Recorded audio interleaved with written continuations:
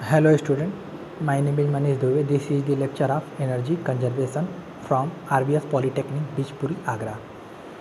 जैसा कि पिछले लेक्चर में हम बात कर रहे थे पंप क्या होता है, पंप के कितने टाइप होते हैं, पंप को किस तरह से यूज करें कि एनर्जी एफिशिएंट तरीके से यूज कर सकें पंप को। और आज हम बात करेंगे एयर कंप्रेसर की। जैसा नाम से ही लग रहा है कंप्रेसर मीन्स किसी भी गैस को या फ्लूइड को कंप्रेस करना। कंप्रेस मीन्स किसी चीज़ को दबाना मीन्स अब क्या होता है कि हाई प्रेशर को इंक्रीज करना, प्रेशर मतलब दाब को बढ़ाना। अरे भाई किसी चीज़ को दबाओगे तो क्या होगा, दाब बढ़ेगा ना उस पर। आप अपने हाथ को प्रेस करते हो तो क्या होता है, प्रेशर देते हो तो दाब बढ़ता है ना, दबाव महसूस होता है। तो यहाँ पे हम क्या करेंगे, एयर को दबाव महसूस कराएंगे। किसकी सहायता से, कंप्रेसर की सहायता से। कंप्रेसर क्या करेगा, एयर को हमारे जो भी हमें चाहिए, जिस दबाव पे गैस चाहिए, जिस दाब पे गैस चाहिए, उस दाब पे हमें गैस को प्रोवाइड करता है। समझ में आ गया। जैसा लिखा है कि एयर कंप्रेसर का उपयोग संपीड़ित वायु का उत्पादन करने हेतु होता है। एयर कंप्रेसर का उपयोग जो भी कंप्रेस्ड एयर का उत्पादन करने में होता है। देखिए, संपीड़क का कार्य किसी भी तरल या गैस की निश्चित मात्रा को संपीड़ित करके वांछित दाब पर आपूर्ति करना है। जो भी हम चाहते हैं दाब पे एयर को, उस दाब पर एयर को हमें कंप्रेसर देता है। समझ में आ गया। जैसे आप लोग पढ़े होंगे, अभी RAC पढ़ रहे होंगे, रेफ्रिजरेशन प्लांट पढ़ रहे होंगे, तो वहाँ पे कंप्रेसर का आप लोग देखेंगे यूज। कहाँ यूज होता है कंप्रेसर का, आप लोग देखेंगे जब ब्रेटन साइकिल इसको कौन सा एयर ब्रेटन साइकिल, यहाँ पे एयर यूज करते हैं। ये ज़्यादातर यूज होता है आपका जो भी एरोप्लेन होता है, वायुयानों में यहाँ पे एयर ब्रेटन साइकिल यूज होता है। अगर नहीं पढ़े हैं तो पढ़ेंगे आगे। तो वहाँ पे कंप्रेसर का यूज होता है। कहाँ पे, जैसे मान लो यहाँ पे कंप्रेसर का यूज होता है ऐसे, और यहाँ पे आपका क्या होता है, यहाँ पे हीटर होता है। ये क्या करता है, जो भी कंप्रेस एयर आई यहाँ पे हीट करता है, उसके बाद से यहाँ पे क्या करता है, टरबाइन पे फ्लो कराता है। टरबाइन यहाँ पे ये क्या होता है, कूलर मतलब ठंडा करता है। यहाँ पे आपकी ऐसे साइकिल चलती है। समझ में आ गया। तो ये इक्विपमेंट होते हैं। तो यही कंप्रेसर है। कब देखो यहाँ से कूलर में से ठंडी हवा आई, इस ठंडी हवा को क्या करता है, ये कंप्रेसर बहुत दबाव में यहाँ से भेजता है हीटर में। उसके बाद हीटर क्या करता है, उस एयर को हीट कर देता है, तब जाके टरबाइन में भेजता है। टरबाइन पे शाफ्ट वर्क मिलता है। समझ में आया। टरबाइन रोटेट होती है। समझ आएगा। ये कूलर या रेफ्रिजरेशन इफेक्ट यहीं पे मिलता है, कूलर पे, यहीं पे ठंडा होता है। ये आपका ब्रेटन साइकिल होता है। ब्रेटन साइकिल में आपका यूज कंप्रेसर का होता है। समझ में आया। ये तो मैं जस्ट एक बेसिक एग्जांपल बताया है। आप लोग पढ़े होंगे, आप पढ़ेंगे, आप पढ़ लिए होंगे ब्रेटन साइकिल, उसमें देख लीजिए कंप्रेसर को।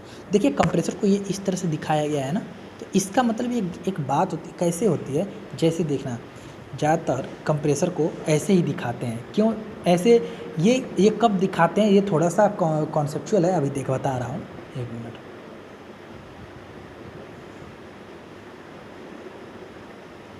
जैसे देखो, मैंने अभी बोला है कि कंप्रेसर को इस तरह से दिखा रहे हो। क्यों दिखा रहे हो, देखो इस तरह से दिखाने का मतलब ये होता है कि यहाँ पे एरिया कम है। आप जानते हो, जब आपको क्या करना है, पानी को जब दूर भेजना रहता है तो आप क्या करते हो, आप आगे पाइप को क्या करते हो, अपने उंगली से प्रेस करते हो। तो क्या होता है, जब मान लो मोटर वाला पानी है, मोटर वाला पाइप है, आप मोटर का पाइप जब यूज करते हो, आपको दूर तक पानी भेजना है पिचकारी से, तो आप क्या करते हो, उसको प्रेस करते हो ना, तो वो जो पानी होता है बहुत तेज़ी से प्रेशर से बढ़ता है। तो इसका मतलब एरिया कम कर रहे हो, इसका मतलब दबा रहे हो जब, तो एरिया कम कर। उसी तरह से आप जैसे मान लो मुंह से पानी फेंकते हो, पिचकारी मारते हो, तो क्या होता है, आप मुंह को छोटा करते हो। इसका मतलब एरिया को रिड्यूस करते हो। एरिया जब रिड्यूस होगा तो प्रेशर इंक्रीज हो जाएगा। एक्चुअली ऐसा ही कॉन्सेप्चुअल नहीं है ये कोई, लेकिन अगर उस तरह से मैं सिंपल से बात करूँ तो इस तरह से प्रेशर को हम इंक्रीज करें। तो यही कंप्रेसर देख रहे हो, यहाँ पे मुंह छोटा है इसका, देख रहे हो। तो यहाँ से कंप्रेसर का जो ये मुँह छोटा है आगे, यहीं से प्रेशर इंक्रीज। यहाँ देखो ये जो कंप्रेसर का है ना, देखो यहाँ से एयर को भेजेंगे और यहाँ से एयर को ले लेंगे बाहर। जैसे आप क्या होता है, कंप्रेसर कहाँ से हवा लेगा? कंप्रेसर आपका वायुमंडल से हवा लेगा, एटमॉस्फेयर से हवा लेगा। हवा तो बनाता नहीं कंप्रेसर क्या करता है, वायुमंडल से हवा को लेता है और उस हवा का दबाव बढ़ा देता है, उसके बाद से बाहर फेंकता है। समझ गए? ये कंप्रेसर का आपका काम होता है। एक्चुअली जो ये कंप्रेसर का हमेशा यही सिंबल नहीं, अगर हम थोड़ा सा अगर कॉन्सेप्चुअल बात करें तो कंप्रेसर का हमेशा ये कंप्रेसर का सिंबल ऐसे भी हो सकता है, आगे मुंह बड़ा भी हो सकता है। अभी आपको दिख रहा होगा ये ऐसे कंप्रेसर का, लेकिन नहीं, देखो ये ऐसे, एक मिनट, कंप्रेसर का ऐसे आप लोग देख रहे हो डायग्राम, लेकिन कंप्रेसर का ऐसे भी डायग्राम हो सकता है, आगे ये बड़ा भी हो सकता है। अब आप सर कहोगे कि सर आगे तब वो बड़ा हो गया, एरिया बढ़ गया, तो प्रेशर कैसे बढ़ेगा? ऑब्वियस सी बात है आप लोगों का कहने का, लेकिन ये कब होगा? जब मैक नंबर 1 से कम रहेगा। और ये जब कब होगा? मैक नंबर 1 से अधिक रहेगा। ये मैक नंबर क्या होता है? यम मतलब मैक नंबर, एम। जैसे ये जो ज़्यादातर कंप्रेसर का सिंबल यही यूज करते हैं, कंप्रेसर सिंबल ये देख रहे हो। ये जो मैक नंबर क्या होता है, ये जैसे कंप्रेसर होता है तो यहाँ पे हवा जो होता है हाई प्रेशर पे आता है। ये कब होता है? जब मैक नंबर 1 से कम होता है। देखो मैक नंबर क्या होता है? मैक नंबर होता है velocity of air upon velocity of sound, ये मैक होता है। इसका मतलब अगर एयर की बहुत तेज़ वेलोसिटी से इसमें प्रवेश किया एयर, जब एयर बहुत तेज़ से वेलोसिटी से प्रेस किया तो इसका मतलब वेलोसिटी ऑफ साउंड, देखना ध्यान से सुनना है, बहुत आप लोगों को मैं बताना तो नहीं चाहता लेकिन बता रहा हूँ, थोड़ा सा आगे काम आएगा ये। जैसे आप लोग मैकेनिकल के स्टूडेंट हो इसलिए मैं बता रहा हूँ, अगर इलेक्ट्रिकल के रहते या अदर कोई ब्रांच के रहते तो नहीं बताता मैं। ध्यान से देखना, आप कहीं भी ध्यान, मैं क्या बता रहा हूँ कि आप कहीं भी कंप्रेसर का यही सिंबल देखोगे, ये आगे छोटा रहेगा पीछे बड़ा रहेगा, लेकिन हमेशा ये नहीं होता है। अगर थोड़ी सी हम डीप में जाएं तो ये कंप्रेसर का ये जो सिंबल आगे ऐसे बड़ा भी ले सकते हैं। ये कब छोटा, लेकिन ज़्यादातर आपको ये छोटा ही दिखाई देगा। इस तरह से करके आप लोग ब्रेटन साइकिल में भी देखना, अगर डायग्राम बनाया जाएगा कंप्रेसर का तो ऐसे बनाया जाएगा, लाइन डायग्राम तो ऐसे बनाया जाएगा। तो कैसे, क्यों, ये किसके लिए होता है? ये होता है जब मैक नंबर 1 से छोटा होता है। अब मैक नंबर 1 से छोटा, मैक नंबर क्या होता है? पहले तो मैक नंबर जान लेते तब ना 1 से छोटा करेंगे।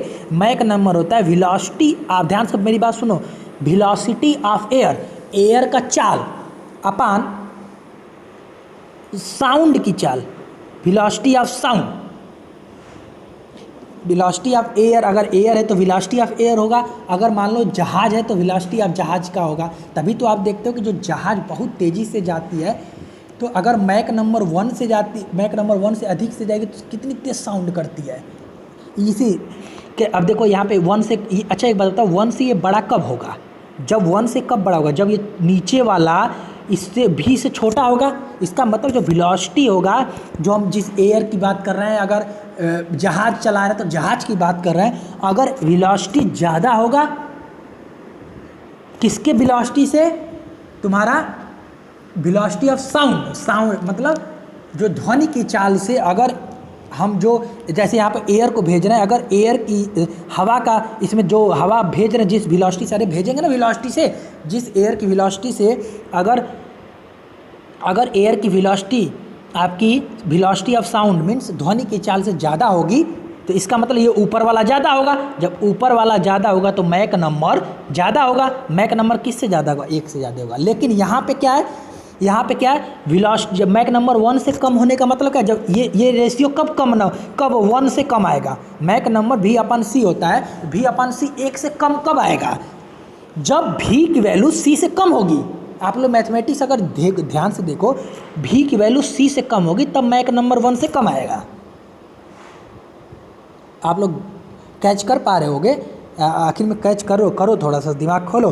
जब वेलोसिटी, जब ऊपर वाली वैल्यू इससे कम होगी, जैसे मान लो 1 से कम चीज़ें कब आती है? 1/2 है, हाफ है, तो 1 के ना है 0.5 है, तो नीचे वाले से ऊपर कम है ना, ऊपर 1 है नीचे 2 है, तो ऊपर वाला नीचे से कम है तभी तो वैल्यू 1 से कम आई।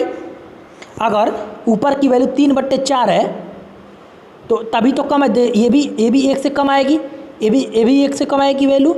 जैसे क्यों? ऊपर वाली वैल्यू नीचे से कम है। समझ में आ गया? जैसे अगर मान लो मैं एक रेशियो लिखूँ 5/4। ये क्या है, 1 से अधिक आएगा। जैसे 4 का भाग 4 से 5 में 4 का भाग दोगे तो कितना आएगा, या डिवाइड करोगे तो 1 पॉइंट समथिंग आएगा, तो 1 से ज़्यादा आएगा। इसका मतलब ऊपर वाला अगर ज़्यादा रहेगा नीचे से तभी वैल्यू 1 से अधिक आती है, और जब ऊपर वाला नीचे से कम रहता है तो ये वैल्यू 1 से कम आती है। इसका मतलब ये डायग्राम जो अभी मैंने बनाया है, ये डायग्राम जब मैक नंबर 1 से कम रहेगा तभी ये डायग्राम वैलिड होगा। तभी मतलब यहाँ से जो कंप्रेसर का साइन होगा ये ऐसे दिखेगा, तब यहाँ से कंप्रेस एयर आ जाएगी। नहीं तो यही कंप्रेसर आपका डिफ्यूजर की तरह बिहेव करने लगेगा अगर मैक नंबर 1 से ज़्यादा आ गया तो। मैक, अब डिफ्यूजर क्या होता है सर जी, ये भी सोच लो, ये भी थोड़ा सा पढ़ लो। जब अभी तो मैक नंबर 1 से कम है तो समझ लो, इसका मतलब यहाँ से जो, अगर इस तरह डायग्राम दिखाने का मतलब है ये है कि जो छोटा एरिया होगा वहाँ से, देखो ध्यान से फिर से देखो, अगर ये छोटा एरिया रहेगा, अगर मैक नंबर 1 से कम रहेगा, मैक नंबर 1 से कम मतलब जो इसमें एयर का फ्लो हो रहा है वो ध्वनि की चाल से कम होगी। ध्वनि की चाल कितनी होती, 332 मीटर पर सेकेंड। 1 सेकेंड में 332 मीटर चली जाती है ध्वनि की चाल। समझ रहे हो? किसमें बात करें, एयर में बात कर रहे हैं। बाकी सॉलिड में अलग होती है, लिक्विड में अलग होती है ध्वनि की चाल। तो यहाँ पे एयर है तो एयर में बात करेंगे। समझ में आ गया? तो इसका मतलब जो यहाँ से हमें जो मिलेगा एयर, वो हमें संपीड़ित एयर मिलेगा, मतलब कंप्रेस्ड एयर मिलेगा। अगर यही मैक नंबर 1 से ज़्यादा हो जाए, मैक नंबर 1 से ज़्यादा का मतलब, मैक नंबर क्या होता है मैंने बताया, वेलोसिटी ऑफ एयर, मतलब अगर यहाँ पे एयर बह रहा है तो एयर, अगर जहाज उड़ा रहे हो तो जहाज, वेलोसिटी ऑफ जहाज upon C means velocity of sound. अगर यही आपका क्या होगा, 1 से ज़्यादा होगा, means velocity is greater than C. इसका मतलब जो इसमें एयर का फ्लो हो रहा है या जो जहाज आप उड़ा रहे हो, इसका मतलब ध्वनि की चाल से ज़्यादा उड़ा रहे हो। यहाँ पे जो एयर का फ्लो हो रहा है वो ध्वनि की चाल से ज़्यादा हो रहा है, 332 मीटर पर सेकेंड से ज़्यादा हो रहा है। तो यही जो कंप्रेसर का चिन्ह आप इस तरह बनाए हो, कंप्रेसर ना होकर डिफ्यूजर हो जाएगा। डिफ्यूजर मीन्स ये हवा को दबाव में नहीं भेजेगा, ये हवा को क्या करेगा, उसको फैला, डिफ्यूज कर देगा। डिफ्यूज मतलब प्रेशर को कम कर देगा। समझ में आया? तो ऐसे कंडीशन में आप क्या करोगे, आगे वाला जो ये एरिया को कम किए तो एरिया को बढ़ा दोगे। जब एरिया को बढ़ा दोगे तब जाके ये डिफ्यूज करेगा एयर को। ये बहुत अच्छा कॉन्सेप्ट बताया हूँ, आप लोग दिमाग में लिख लीजिएगा, रख लीजिएगा। एक्चुअली ये आपका ये आएगा नहीं इस पेपर में, लेकिन मेरे दिमाग में अचानक से आया तो मैं इसलिए बता दिया। मैकेनिकल वाले हो, काम आएगा आगे। समझ में आ गया? अब चलिए देखते हैं आगे, कंप्रेसर के बारे में हम लोग पढ़ रहे थे। देखिए ये जो कंप्रेसर होता है, एक बात बताओ, कंप्रेसर किसी की सहायता से चलाया जाता है, यहाँ पे प्राइम मूवर की सहायता से। जैसे आप लोग जानते हो कंप्रेसर क्या होता है, ऐसे तो चलेगा नहीं हवा का। आप अगर सिंपल सा एग्जांपल में आता, ब्लोअर को जब चलाते हो, ब्लोअर जिससे बाल नहीं उड़ाते हो, अगर देखे होगे ज़्यादातर फिल्मों में देखे होगे या टीवी में देखे होगे कि ब्लोअर चला के आप क्या करते हो, बाल को ऐसे सुखाते हो। तो बाल को जब ब्लोअर को चलाते हो तो आप क्या करते हो, आप उसको ब्लोअर को चलाने के लिए इलेक्ट्रिसिटी का यूज करते हो। उसी तरह से कंप्रेसर को चलाने के लिए क्या करोगे, बाहर से कोई चलाने के लिए चाहिए कि नहीं ऊर्जा, और उस कंप्रेसर को चलाने के लिए क्या होगा, उसके अंदर पार्ट्स होंगे, कंप्रेसर के पार्ट होंगे, वो कंप्रेसर को चलाएंगे। समझ में आया? अब आते हैं basic element of air compressor. कौन कौन से एलिमेंट होते हैं एयर कंप्रेसर के? देखो 3 अवयव होते हैं। पहला, वायु का संपीड़न करने के लिए वायु संपीड़क। हाँ, अगर एयर को कंप्रेस करना है, मतलब एयर को दबा के भेजना, प्रेशर अधिक करके भेजना है, तो वायु संपीड़क का यूज करेंगे। और क्या, संपीड़क को गति प्रदान करने के लिए बाह्य शक्ति, जैसे prime mover, electric mover, IC engine. सही बात अभी मैंने बोला है कि एक बात बताओ, कंप्रेसर को चलाने के लिए बाहर से चाहिए कि नहीं चाहिए, बाहर से कुछ सोर्स चाहिए, लाइट चाहिए, इलेक्ट्रिसिटी चाहिए, या प्राइम मूवर चाहिए, या इलेक्ट्रिक मोटर चाहिए। देखो मोटर यूज करोगे, मूवर यूज करोगे, आईसी इंजन चाहिए जिससे कंप्रेसर चले, ये भी चाहिए। 3 एक अवयव ये भी हो गया। और क्या है अवयव, संपीड़ित वायु को एकत्रित करने वाला स्टोरेज वेसल। हाँ सही है।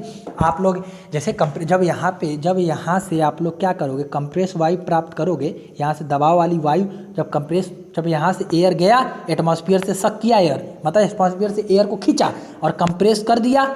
कंप्रेस मतलब यहाँ पे दबा, हाई प्रेशर पे एयर कर दिया, और यहाँ से जब एयर हमें मिल रही है तो अधिक दाब पे मिलेगी, तो उस अधिक दाब वाले एयर को कहीं रखोगे ना, ऐसे हवा में तो फेंकोगे नहीं, उस अधिक से अधिक दाब वाले एयर को स्टोरेज टैंक में रखोगे या जहाँ पे यूज करना है उसको वहाँ पे यूज कर लोगे। समझिए, ये 3 एलिमेंट होते हैं बेसिक। अब आते हैं यूज ऑफ कंप्रेस्ड एयर। जो कंप्रेसर का यूज है या कंप्रेस्ड एयर जो मिलता है आप लोग का, उसका यूज कहाँ है। जैसे अभी मैंने एक यूज बताया है शुरू में बताया है कि जो कंप्रेसर क्या होता है, वो रेफ्रिजरेशन साइकिल में यूज होता है। रेफ्रिजरेशन साइकिल में जो कंप्रेसर यूज होता है, क्या करते हैं आप, उस जो अभी मैंने बताया, क्या बताया, जैसे यहाँ पे कंप्रेसर है, यहाँ पे हीटर है, यहाँ से टरबाइन है, यहाँ से कूलर है, यहाँ से कंप्रेसर में जाएगा। तो यहाँ से क्या होगा, कंप्रेस करके एयर को हीटर में भेजते हैं। तो किस में यूज हो रहा है कंप्रेसर, ब्रेटन साइकिल में। ब्रेटन साइकिल मतलब क्या, रेफ्रिजरेशन में यूज होता है।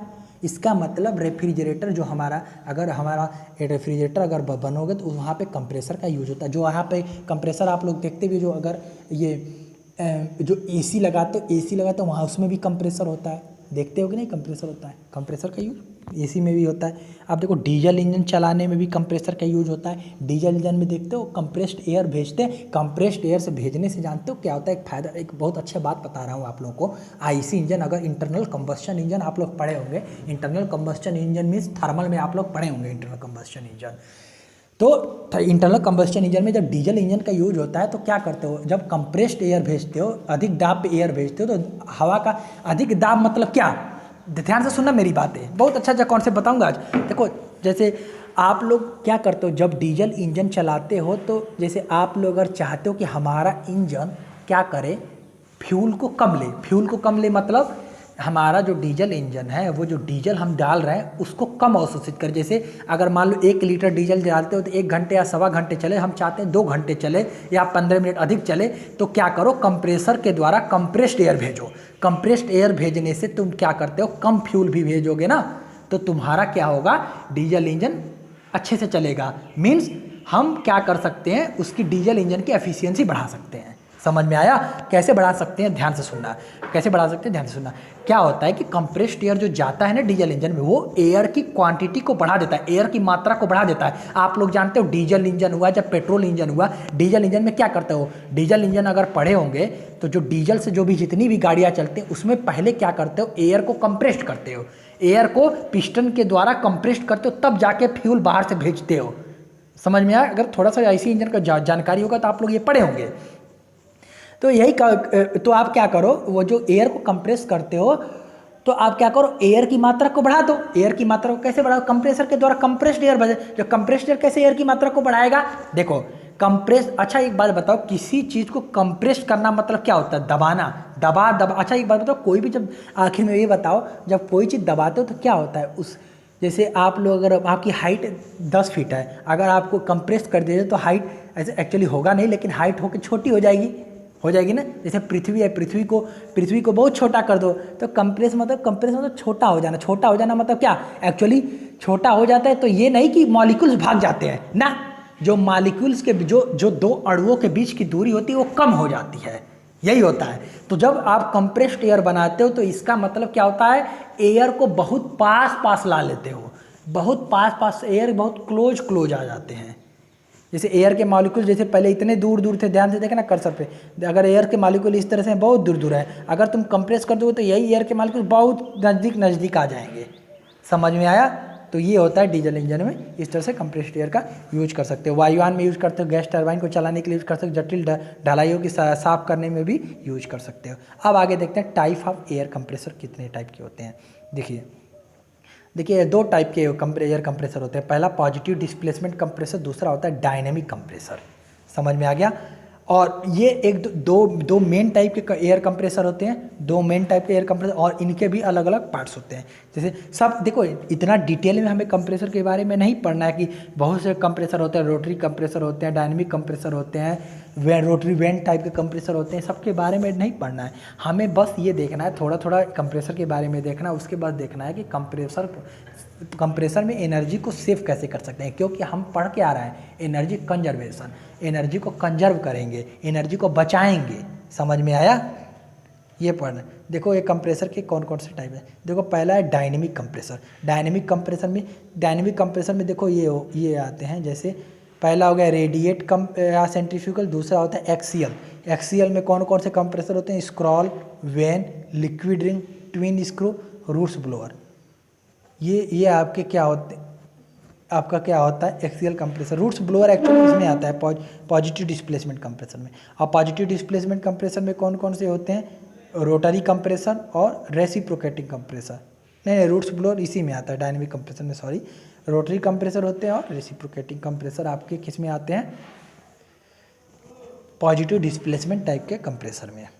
समझ ये कंप्रेसर के टाइप होते हैं, दिमाग में रख लीजिएगा। इसके बारे में पूरा नहीं पढ़ेंगे हम लोग थोड़ा थोड़ा रोटरी कंप्रेसर, रेसिप्रोकेटिंग कंप्रेसर के बारे में देखेंगे बस। उसके बाद से आगे बढ़ जाएंगे, फिर देखेंगे कि कंप्रेसर को कैसे एफिशिएंट तरीके से यूज कर सकते हैं। अब आगे देखते हैं पॉजिटिव डिस्प्लेसमेंट कंप्रेसर।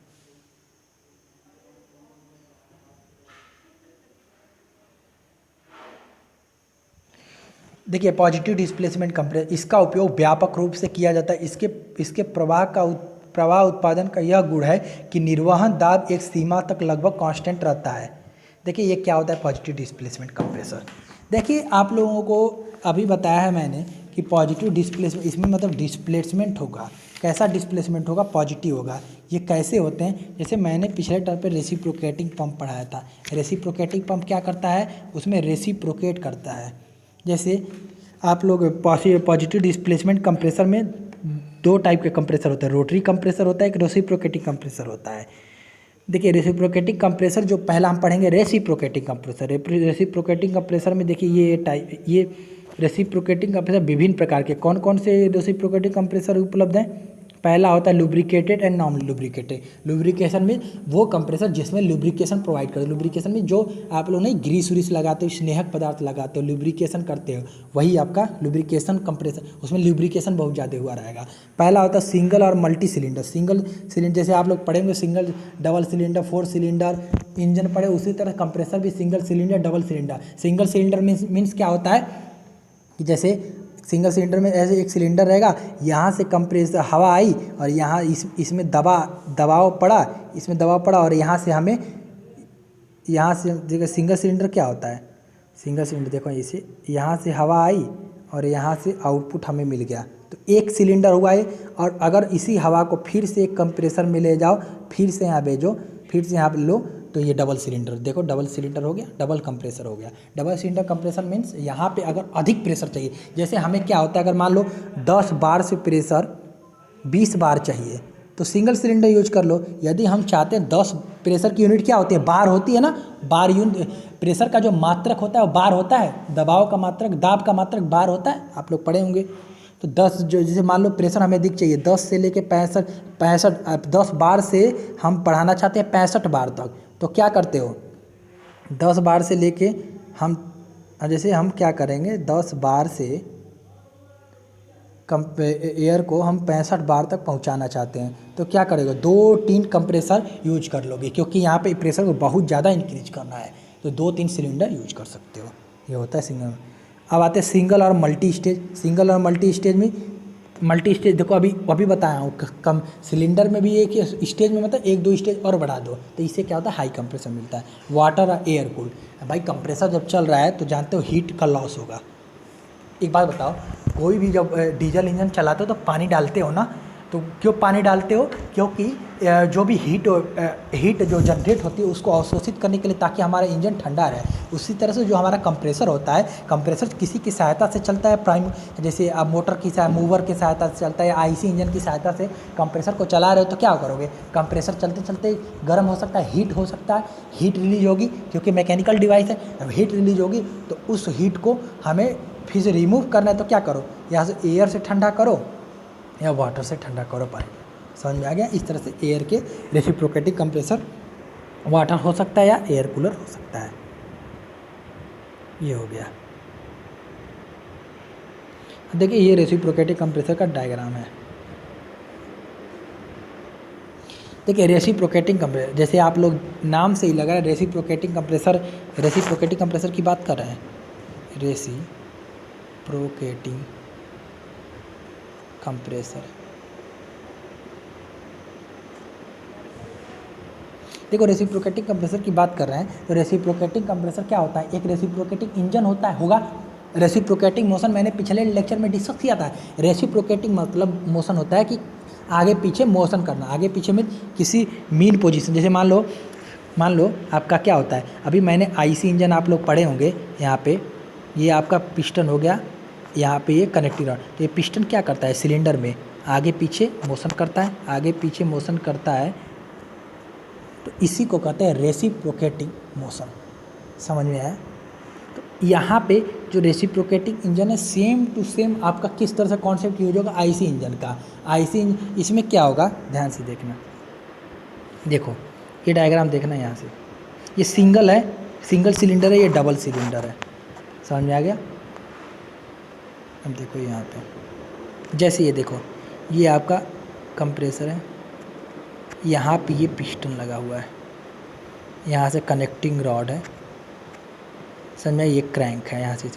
तो यहाँ पे क्या होगा, यहाँ से हवा इसमें प्रवेश करेगी और ये पिस्टन क्या करेगा, ऊपर मोशन करके जाएगा, इस हवा को कंप्रेस करके आउटलेट वाल्व के द्वारा एयर को कंप्रेस करके भेज देगा। जैसे आप लोग डीजल इंजन जब पढ़े होंगे तो डीजल इंजन में क्या होता है, एयर को कंप्रेस करते हैं ना। जैसे क्या होता है डीजल इंजन में, ध्यान से देखिएगा, डीजल इंजन में क्या होता है, यहाँ पे ये आपका क्या होता है, यहाँ पे इनलेट होता है, यहाँ पे आउटलेट वाल्व होता है। यहीं से क्या होता है, एयर को पहले भेजते हैं, हवा को भेजते हैं। हवा क्या करता है, ये पिस्टन आप लोग पढ़े होंगे आईसी इंजन में, ये पिस्टन क्या करता है, ऊपर जाके मतलब टॉप डेड सेंटर, इसे कहते हैं टॉप डेड सेंटर, इसे कहते हैं bottom dead centre. Top dead centre पे जाता है और ये पिस्टन क्या करता है, इस एयर को दबा देता है, दबा मतलब कंप्रेस कर देता है। तो हम क्या कर रहे हैं, हमें ब्लास्ट नहीं करना, हमें इंजन नहीं चला रहे हैं, हम कंप्रेसर बना रहे हैं। तो ये जो हवा दब के मिलेगी, तो वही ये हवा दबाव यहाँ से हमें आउटलेट वाल्व के द्वारा मिल जाएगी। समझ में आ गया? ये होता है एयर कंप्रेसर, ये रेसिप्रोकेटिंग कंप्रेसर का यूज इस तरह से। अब यहाँ पे देखो, यहाँ पे डबल है, यहाँ पे देखो, यहाँ पे डबल सिलेंडर है, एक पिस्टन यहाँ पे लगा दिया गया, एक पिस्टन यहाँ पे लगा दिया गया। ये क्यों यूज होता है, और इंटरकूलर का बीच में यूज करते हो। जैसे अगर दो कंप्रेसर को लगाओगे ना, यहाँ से जैसे मान लो एक कंप्रेसर ये हो गया, उसके बाद मैंने अभी बताया है कि जब कंप्रेसर को 2 सिलेंडर मल्टी स्टेज या 2 सिलेंडर 3 सिलेंडर क्यों बनाते हो, क्योंकि हमें अधिक दबाव पे एयर चाहिए। जैसे आप लोग चाहते हो 10 से लेके हमें 10 बार प्रेशर, जैसे अगर मान लो 10 बार पे प्रेशर पे हवा है, मेरा इच्छा है, मैं चाहता हूँ इसको 65 बार के एयर, बार क्यों लिख रहे हैं, बार अभी मैंने बताया, बार किसका मात्रक होता है, प्रेशर का मात्रक होता है। यहाँ प्रेशर क्यों, क्योंकि हवा को प्रेस कर रहे हैं ना, दबा रहे हैं, कंप्रेस कर रहे हैं। मान लो 10 से लेकर 65 के बीच में भेजना है तो बहुत ज़्यादा बढ़ाना है ना, या 10 से लेकर 300 बार तक भेजना है तो ज़्यादा प्रेस करना है एयर को। तो ज़्यादा प्रेस करने के लिए क्या करते हो, 2-3 स्टेज में आप लोग कंप्रेसर को यूज करते हो। देखो पहला स्टेज ये, दूसरा स्टेज ये, और दोनों के बीच में इंटरकूलर लगा देते हो। इंटरकूलर में इसको, जैसे इंटरकूलर में हवा को कूल कर देता है। कैसे, अगर मान लो यहाँ से एक स्टेज से हवा गया और यहाँ से बाहर आया, तो यहाँ पे बीच में इंटरकूलर लगा दो, फिर यहाँ से इंटरकूलर के द्वारा यहाँ पे एयर फिर जाएगा, फिर यहाँ से एयर को कंप्रेस करके देखो, या फिर यहाँ से वही एयर हवा यहाँ से गया, फिर यहाँ से कंप्रेसर, तो मान लो यहाँ से 10 बार का एयर गया तो यहाँ पे 200 या 300 बार का एयर मिल जाएगा, क्योंकि 2 बार कंप्रेस कर दिए उसी एयर को। समझ में आ गया? तो ये होता है आपका रेसिप्रोकेटिंग कंप्रेसर। आगे देखेंगे रोटरी कंप्रेसर और कैसे कैसे एनर्जी सेव कर सकते हैं कंप्रेसर के, अगले लेक्चर में देखेंगे। धन्यवाद।